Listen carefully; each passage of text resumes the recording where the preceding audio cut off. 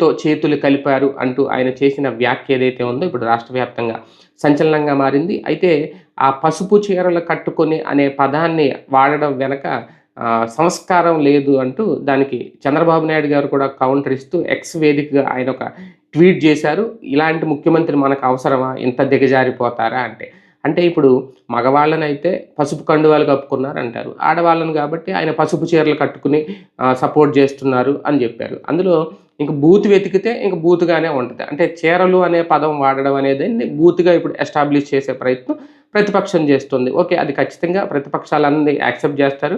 కార్యకర్తలందరూ అంగీకరిస్తారు. కాకపోతే వైసీపీ నాయకులైతే అంత భూతద్దం పెట్టయితే దాన్ని చూడట్లేదు. కాకపోతే జగన్మోహన్ రెడ్డి గారు వాళ్ళిద్దరి చెల్లెల నుంచి ఎదురవుతున్న థ్రెట్‌ని ఖచ్చితంగా గమనిస్తున్నారా? పరిగణనలో తీసుకొని ఆ తరహా వ్యాఖ్యలు చేశారా? అనేది ఇక్కడ విశ్లేషకులు చేస్తున్న ఆలోచన. ఎందుకు అంటే జగన్మోహన్ రెడ్డి గారి నోటి నుంచి ఒక మాటొచ్చింది.